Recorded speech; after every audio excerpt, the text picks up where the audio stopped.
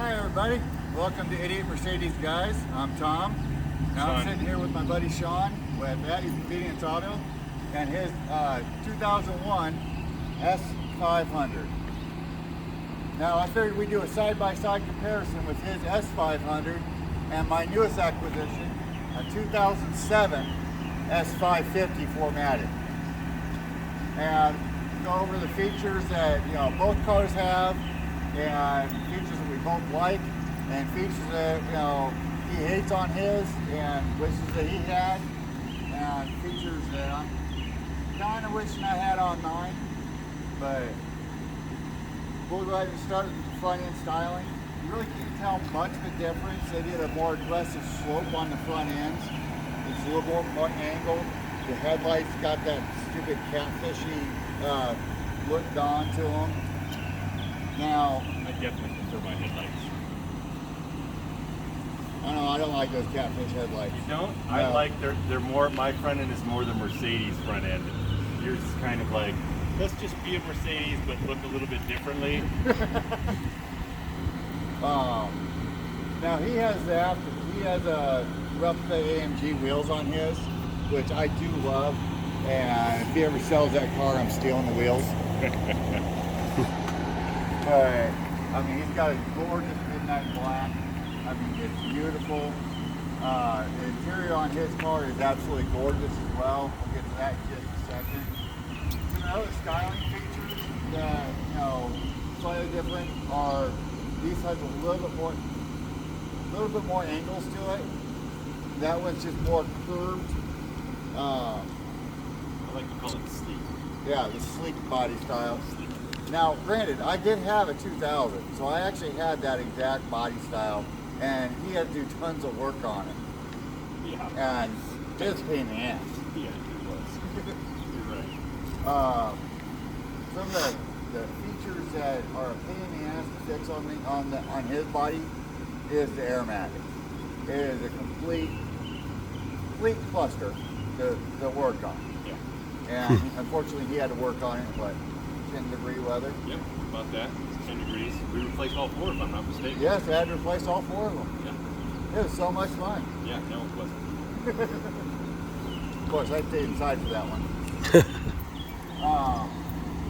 Now, I have 18-inch wheels on mine that are factory, and both cars still have the ventilated rotors front. Mine will have it in back too, because I've got the rotors in the trunk. That's in an upcoming video. Yeah. And I've got half the AMG performance appearance package on mine. Now, one thing I do absolutely hate about the 220 body is actually on the inside. And Sean, go ahead and open it up and we'll point out what neither of us like. It's a little dirty here. That's all right, mine's a little dirty too. Now, one feature I absolutely hate on this is the cup holders. Absolutely. They're just garbage. And if you're carrying anything more than a pop can or a skinny bottle, you can't hold it. Another thing I hate on this body, on this interior anyway, is the command unit. The command unit in this car I found to be absolutely garbage. Yep. But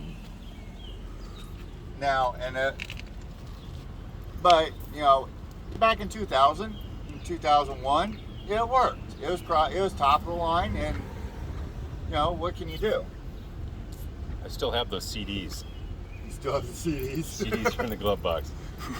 I mean, this is a gorgeous, gorgeous interior. The leather quality on this leather, I mean, it's soft, it's plush. I mean, it's very, very comfortable to ride in. It just floats down the road. Now this one here is a base model, so it don't have the reclining seats. It does have the rear window shade, which is very nice. Help keep the car a little bit cooler. And his sunroof panel is actually still in good shape. I mean, a lot of these cars you'll find that this is just sagging and crappy and falling apart, and most people take them out when they start getting that bad. Other features, I mean, a lot of these features are still in my car. I mean, does this one have cooled seats? No. Okay, this one does not have the cooled seats that my 2000 did. And instead of comfort and sport transmission, it has a winter-summer combo. That's about the key difference. And this only has a 5-speed automatic transmission, I believe. YouTube, if I'm wrong, correct me. And I have a 7-speed in mine. But it's absolutely gorgeous car. I did love it when I owned it, but I get drive them and get bored and sell them. So unlike my other idiot buddy Jeff that just hoards them.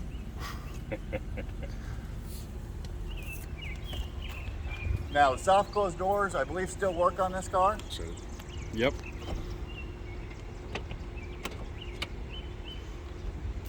And they're horrible vacuum. Yeah. Soft closed trunk, I believe, still works on yours. Yep. The other major difference, we'll show them side by side in a minute. Well, I'll have them pop his hood, is the motors and the weather design. Now in my car, I've got mine running with my dog digging. I want to keep her nice and cool and comfy. And excuse mine, it's messy. I just drove 4 hours into Omaha. But I mean, I have an absolutely gorgeous interior. I love the layout of it. I love the infotainment screen. Now this one's aftermarket, but it still pulls in. I can still do my normal pull in and control everything. It still has the aromatic system. It has heated and cooled seats and a heated steering wheel. Everything works on this car. This car only has 108,000 miles on it. Mine has 83. Which is why his shows no use. But what I do love about this car is the fact, it's got a full cup holder. I can actually have a mug of coffee or a big soda, whatever I want in here. And then the center console is completely usable. I mean, and this is a cooled center console. So as you see, I got my pop in here, keeping it nice and cold on my road trips. I mean, it's absolutely awesome. And then you got the side release where you can get in and do everything. And it opens up on both sides, which is another cool feature. And believe it or not, to drive this car, I am 6'9". To drive this car, I do not have to have my seat all the way back.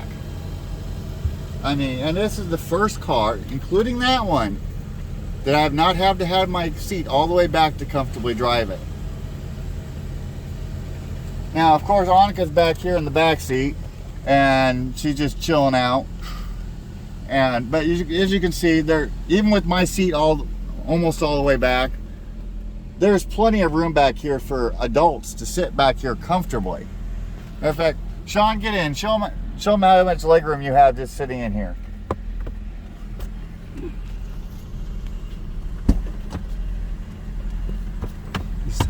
Yeah, that's the one thing I love about these S100s, these S500, 550s. Even in my car, it's almost like a Cadillac Escalade. You've got that back seat room. Yeah. There's plenty of room for a full-size adult, and I'm 6'1", so. And are you comfortable back there? I'm completely comfortable, and I know how far you've got that seat back. Besides the dog trying to eat you? Besides the dog trying to eat me because he loves me. I mean, but the infotainment screen, this is an emulation of the factory infotainment screen. And now they're granted normally there's buttons here, but this aftermarket actually put them all back. So all the buttons are right there. I can still control them all from right here. This has the, trying to think of the name of it, the adaptive cruise control that will actually go down to 0. I actually still had my cruise on the way into Omaha and hit a 1-lane road. And I was coming down to the stoplight. And forgot my cruise is still on, my car automatically started slowing down and came to a complete stop. And I'm like, okay, this is cool. It held to stop until the car in front of me started moving, and then the car started moving right, you know, just kept going until it was free and clear again and hit normal speeds again. I mean, that is an awesome, awesome feature on this car, and I believe completely ahead of its time. It also does have a night vision mode, to where this screen here will actually turn into a screen where there's a the camera's right up here, and it'll look out in front of me and display it on this screen, which is really cool. But I have full control over everything on this car. I mean, and I love this new command system. I mean, it works so great. I mean, the sound quality is awesome. It's a Harman Kardon sound system. Now, the radio is an aftermarket Chinese knockoff. I can't even tell you the name of it because I don't know. But it works great. And that's all that really matters. You have your SOS button up here. And then you have your sunroof controls that work great still. But it should, considering this is only an 07. But the biggest difference on this car, I believe, is in the engine bay.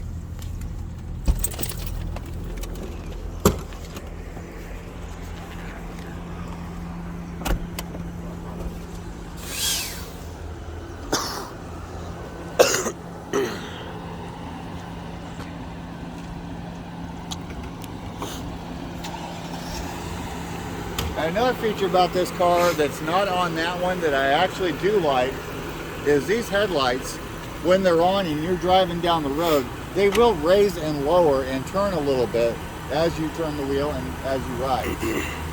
I mean, it's a great feature and I like it. I mean, it's not that big of a feature, but hey, every little thing helps when you're driving at night. Here's the classic 5-liter that has been Mercedes workhorse for almost 20 years. Yeah, my buddy Jeff has it in his 90s version, and it works great. I mean, I had it in, let's see, I had it in my S500, I had it in my E500, and my other E500. I never had a problem with this motor.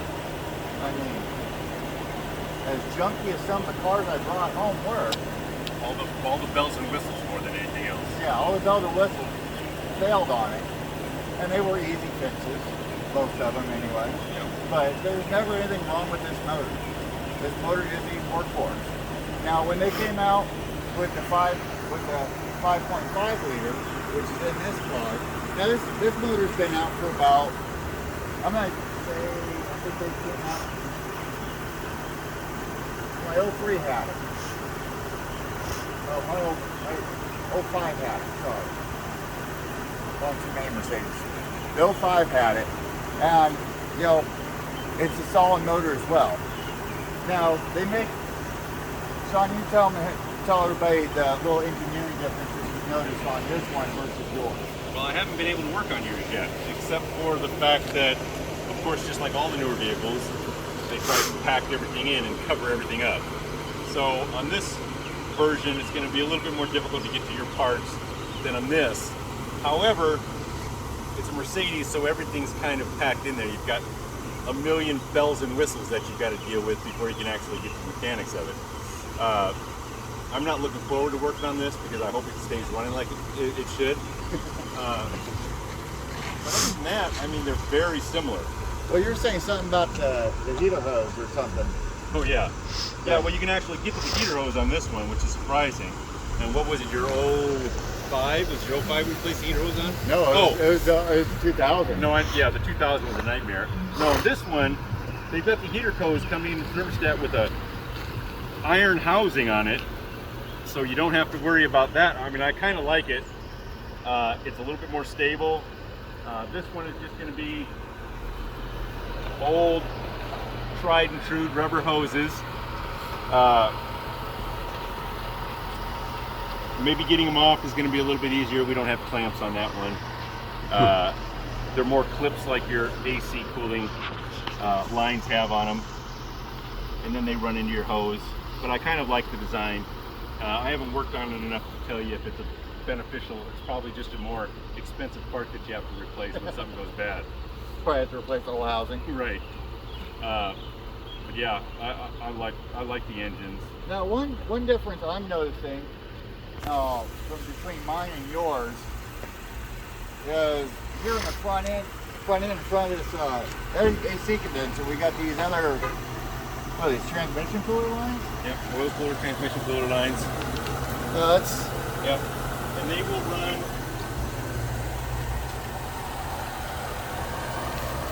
through the radiator.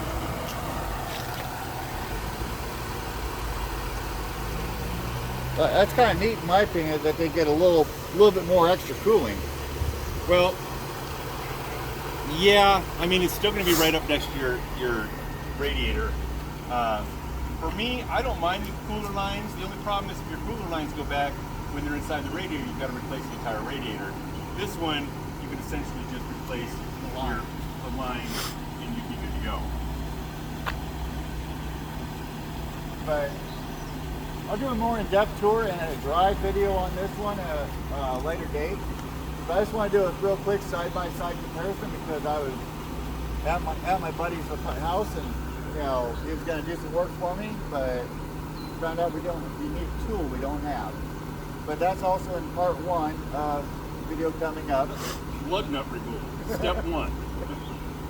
Have the right lug nut. Crazy lug nut removal process.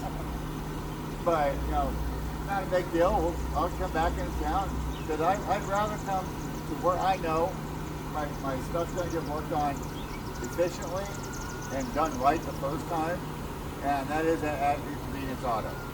And it's worth me to drive in to have my buddy work on my car. He is my Omaha wizard. Just like Mr. Hoovy has his wizard down in Kansas, it's the wizard up here in Omaha. So if you ever have any automotive needs, I am shamelessly plugging him. He's not giving me any money for this. But, give him a call. He's on Facebook. And he'll help you out. Yelp, Google. Tell him 88 Mercedes guy sent you. And he'll take good care of you. He's actually working on my buddy's daughter's Land Rover here soon. More work on it. It's a pain. But we might shoot some video of this too, even though it's not Mercedes content. It'd be the 101 reasons not to buy a Land Rover. The Land Rover cussing session. But thank you. If you like this video, please like, subscribe, and share it to all your friends to help our channel grow. And let us know you want more content. And put it in the comments what you'd like to see. Anyway, I'm Tom. This is Sean. You have a great day.